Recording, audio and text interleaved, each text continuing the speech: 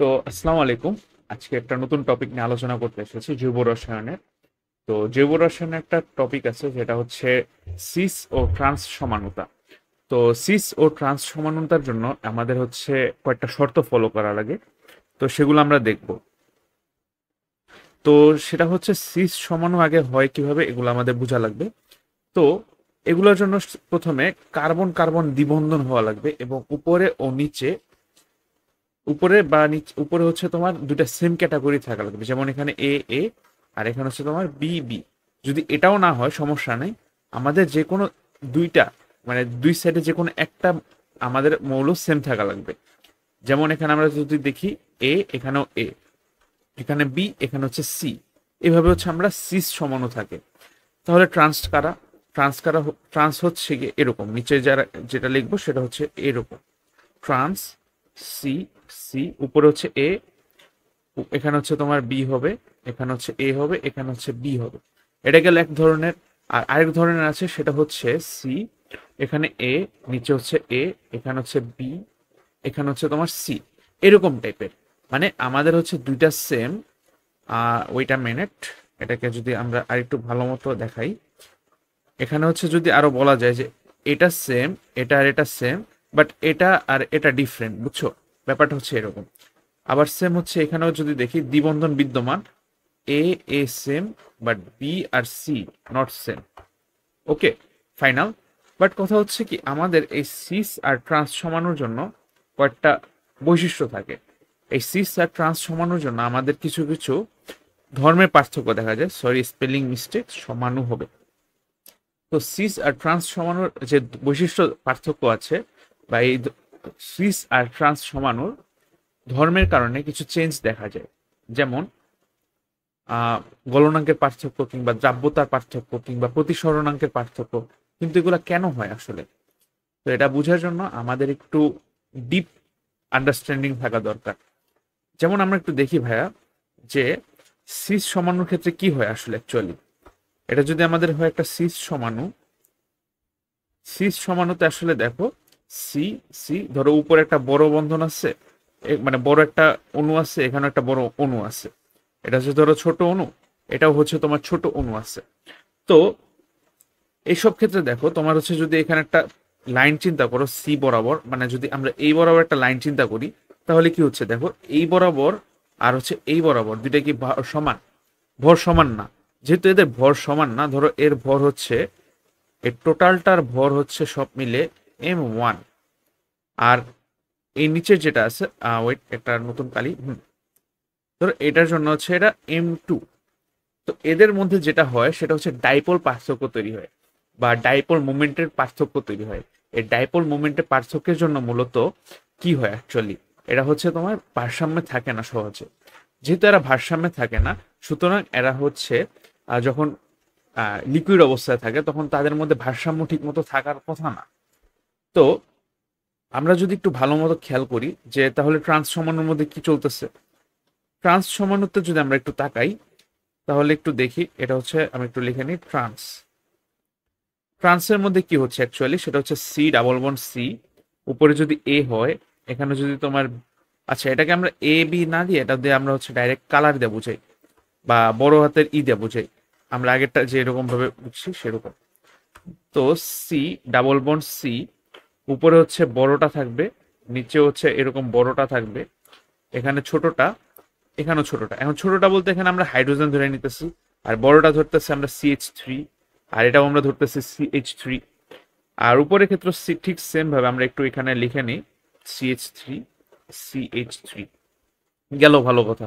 একটু চিন্তা করে দেখো, এখন যদি আমরা ঠিক সেম ভাবে এই জিনিসটাকে একটা প্রতিসাম্য আকারে চিন্তা করার চেষ্টা করি, সরি, একটু যদি একটাকে আমরা প্রতিসাম্য হিসাবে চিন্তা করি, যেমন এটাকে যদি আমরা একটা সিমেট্রিক্যাল আকারে ভাগ করি, এটা যদি আমাদের একটা বেস থাকে, তাহলে কি হবে অ্যাকচুয়ালি, এটার যে ভর, এটার ভর ধরো আমার আসতেছে, এই টোটালটার ভর যেটা আসতেছে এটা ধরো আমার আসতেছে m1, আর এটার যেটা ভর আসতেছে সেটা হচ্ছে তোমার m2। সরি, এখানে হচ্ছে দুইটা মিলিত অবস্থায় হবে ভর, এটা টোটালটা মিলায় যে ভর আছে এটা হচ্ছে m2। যেহেতু তোমার এই দুই সাইডে এরা পরস্পর প্রতিসম, তাই এদের মধ্যে বলা যায় যে এরা দুইজন প্রতিসম। যেহেতু এরা প্রতিসম, তাহলে এদের মধ্যে যেই থাকে, অভ্যন্তরীণ শক্তি থাকে, এদের অভ্যন্তরীণ শক্তিটা একটু কম হয়। এখন প্রশ্ন আসতে পারে যে কেন এদের অভ্যন্তরীণ শক্তি আসলে এত কম হইতে পারে। দেখো, আমরা এটাকে আরেকটু বিস্তারিত হবে বা আরেকটু ডিপলি জানার চেষ্টা করব। তো আমরা যখন একটা চিন্তা করব যে এরকম একটা দুইটা দুইটা বড় বড় মৌল পাশাপাশি থাকে, তো তখন তাদের মধ্যে এইখানে যে ইলেকট্রনগুলা থাকে, ইলেকট্রন মেঘগুলা থাকে, এই ইলেকট্রন মেঘগুলা পরস্পরকে বিকর্ষণ করে। একটা হচ্ছে এই বরাবর বল দিবে, একটা হচ্ছে এই বরাবর বল দিবে। অ্যান্ড এইচ তো এইচ এর মতোই বসে থাকবে, বা অন্য এখানে যে কোনো মৌল থাকতেই পারে। বাট এরকম যখন একজন আরেকজনকে তোমার টানাটানি করবে বা একজন আরেকজনকে ধাক্কাধাক্কি করবে, তখন কিন্তু আমাদের গেম চেঞ্জ হয়ে যাবে। তো এরকম ধরো তোমার বাসার মধ্যে প্রায়, ধরো এটা হচ্ছে আমাদের ধরো এটা হচ্ছে আমাদের একটা কন্টেইনার। লাইক এখানে যদি আমি একটু নতুন করে রাখি, ধরো এটা আমাদের একটা কন্টেইনার। আর এরকম যদি আমাদের ধরো এই ডাইপোল মানে এরকম যদি থাকে, বা এটাকে ধরো তোমরা আমরা বলতে চাচ্ছি, এটা হচ্ছে বড়টা, এটা হচ্ছে ছোটটা, এখানে দুইটা দাগ। তো এরকম ধরো তোমার এটা যদি সুন্দর করে রাখি, এটাকে আমরা কপি করব, ডুপ্লিকেট করে আমরা এখানে রাখলাম, এটাকে আবার ডুপ্লিকেট করে ধরো এরকম রাখলাম, এটাকে ডুপ্লিকেট করে আবার এখানে রাখলাম। তো ধরো এরকম আমার অনেকগুলা মৌল আছে, চিন্তা করো। তো এই মৌলগুলা যখন একটার সাথে মানে এরকম কনজাস্টেড আকারে থাকবে, তখন কিন্তু এটা অনেক মানে এরা সহজে কিন্তু স্থিতিশীল অবস্থায় থাকবে না। আবার এটা আমরা একটু লিখে রাখি, সিস সমানোর জন্য, সিস সমানুর জন্য, যাই হোক আমার হাতের লেখা একটু খারাপ, কিছু মনে করো না। যাই হোক, এখন যদি আমরা পরবর্তীতে একটু যাই ট্রান্স সমানোর জন্য, এই একই জিনিস যদি আমরা ট্রান্স সমানোর জন্য আঁকি, তাহলে কি আসতেছে ব্যাপারটা দেখো। আমরা কি জানি ট্রান্স সমানুটা কেমন আকারে থাকে? একটা হচ্ছে বড়টা এখানে, ছোট দুইটা ডট ধরে এখানে, আর মাঝখানে ধরো আমার কার্বন কার্বন দ্বিবন্ধন একটা বক্স আকারে আসছে। ভালো কথা। তো আমরা মনে করি যে এটা হচ্ছে এরকম আকারে যদি হয়, তাহলে দেখো এই যে আমরা যে এটা আঁকলাম, বা কি বলে এটাকে, এই স্ট্রাকচারটা যে আঁকলাম, এখান থেকে আমরা কি দেখতেছি যে এক একটা তোমার হচ্ছে ট্রান্স সমানু, এরা কিন্তু পরস্পরকে ভালোভাবে আঁকড়ে ধরছে। এই যে এরা কিন্তু পরস্পরকে যে আঁকড়ে ধরছে, এটা কারণে কি ওদের মধ্যবর্তী যে বন্ধনের যে বল, এটা অনেক বাইরে গেছে আগের থেকে। তো এটা যে বেড়ে গেল, এই বাড়ার কারণে তাদের হচ্ছে কি ইভেনচুয়ালি কি হচ্ছে, তাদের গলনাঙ্ক বৃদ্ধি পাচ্ছে, তাই তো? এখন যদি তাদের গলনাঙ্ক বৃদ্ধি পায়, তাহলে কি তাদের হচ্ছে এটা বুঝতে হবে যে তাদের স্থিতিশক্তি বেশি, স্থিতিশক্তি হচ্ছে কম। মানে স্থিতিশক্তি বলতে তাদের অভ্যন্তরীণ শক্তি তুলনামূলক কম।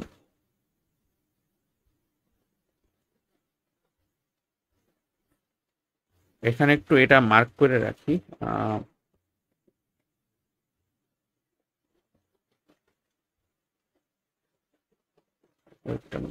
হ্যাঁ, এটাকে যদি আমরা একটু মার্ক করে রাখি, তুলনামূলক কম, তো এটা গেল হচ্ছে আমাদের স্থিতিশক্তির ব্যাপার স্যাপার।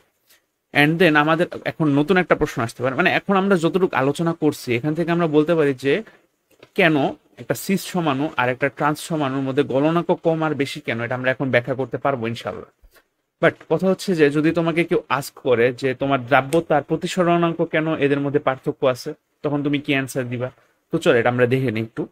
ধরো আমার কাছে হচ্ছে এখন আমরা দ্রাব্যতা নিয়ে কথা বলবো। এখন দ্রাব্যতা নিয়ে কথা বলার আগে আমাদের একটা জিনিস মাথায় রাখতে হবে, দ্রাব্যতার সাথে কিন্তু একটা নীতি আছে। তোমরা এতক্ষণ হয়তো গেস করে ফেলছো, সেটা হচ্ছে লাইক ডিজলভস লাইক নীতি।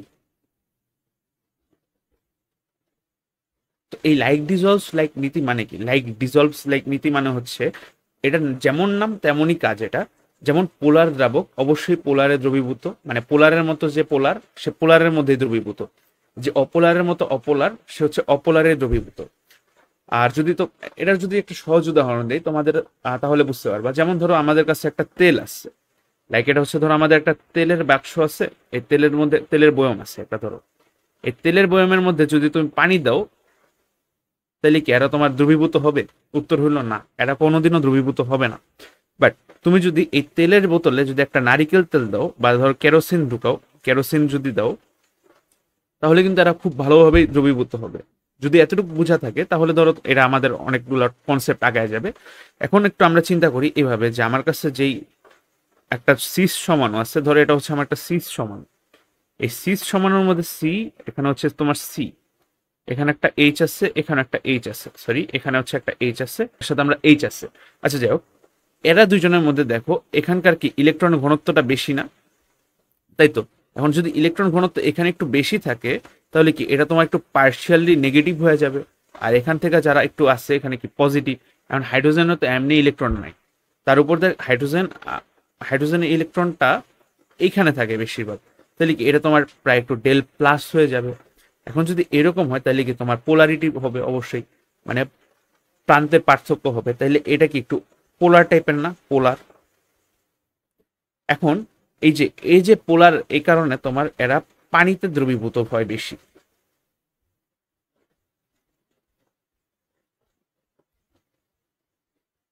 আর যদি আমরা ট্রান্স সমানুর কথা চিন্তা করি, ট্রান্স সমানুর ক্ষেত্রে যদি আমরা আঁকি তাহলে ব্যাপারটা কেমন আসবে।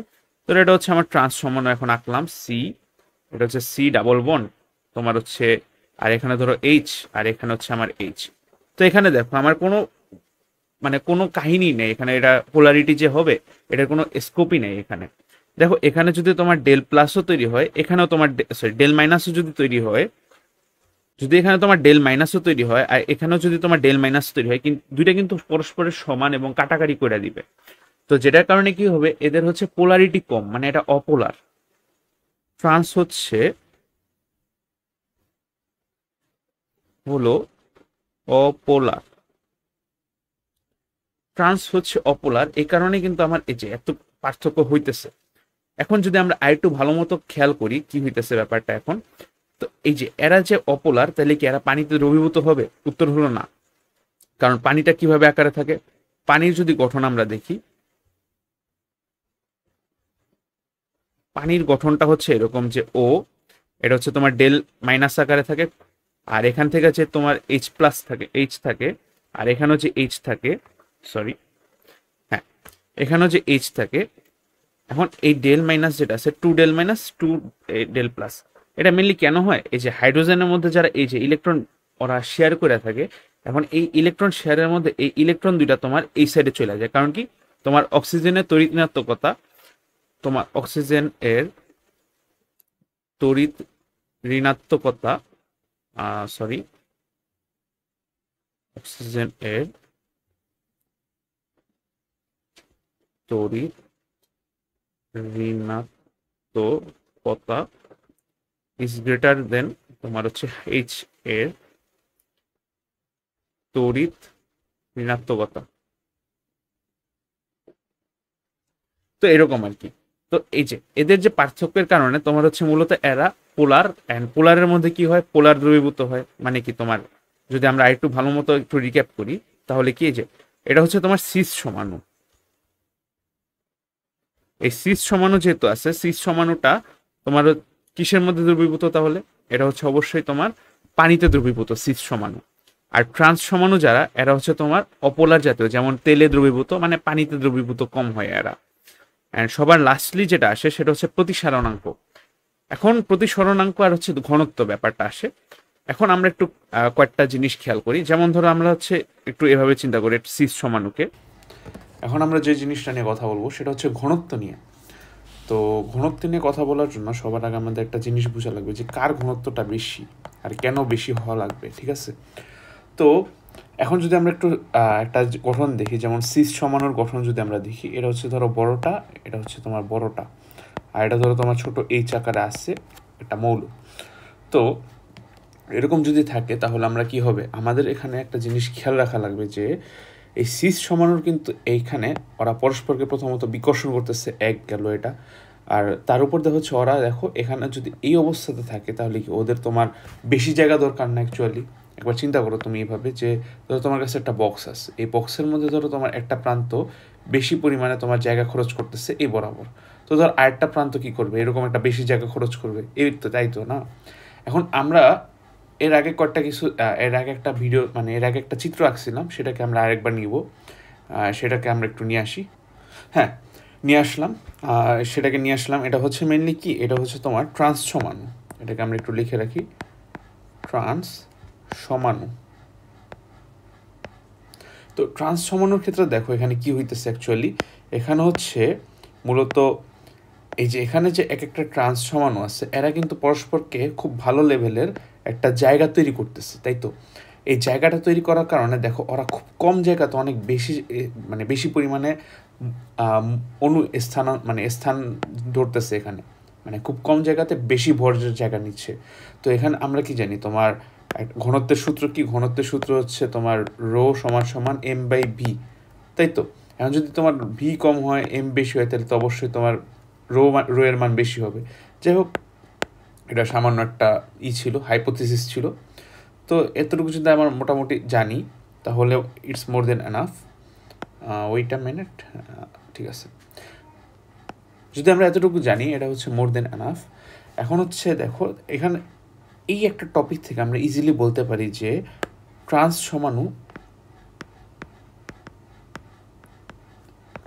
সমাণু ঘনত্ব ইজ গ্রেটার দেন তোমার হচ্ছে সিস সমাণুর ঘনত্ব।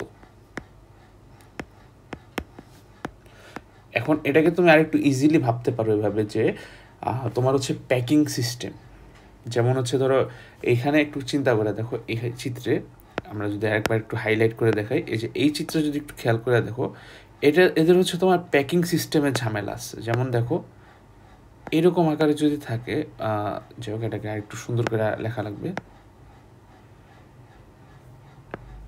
এটাকে যদি তুমি একটু এভাবে চিন্তা করো, সি ডাবল বন্ড সি, তারপর হচ্ছে সি ডাবল বন্ড সি, তারপর হচ্ছে এটা এটা একটা এরকম।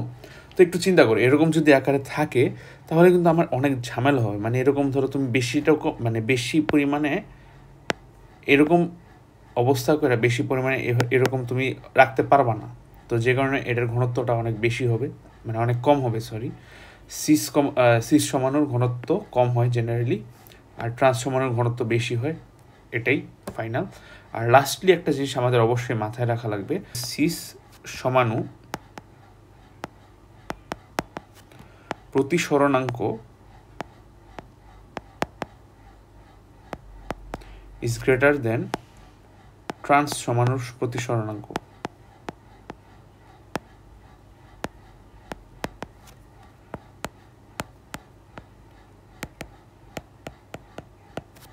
এটাই ফাইনাল। অ্যান্ড আজকে এতটুকু থাক, পরের দিন হচ্ছে আমি একটা নতুন ভিডিও নিয়ে আসবো। ততদিন যদি থাকি বা সাথে থাকতে চান তাহলে চ্যানেলকে সাপোর্ট করতে পারেন সাবস্ক্রাইব করে, নাহলে ফেসবুক পেজকে ফলো বাটনে চাপ দিতে পারেন। যাই হোক, আসসালামু আলাইকুম।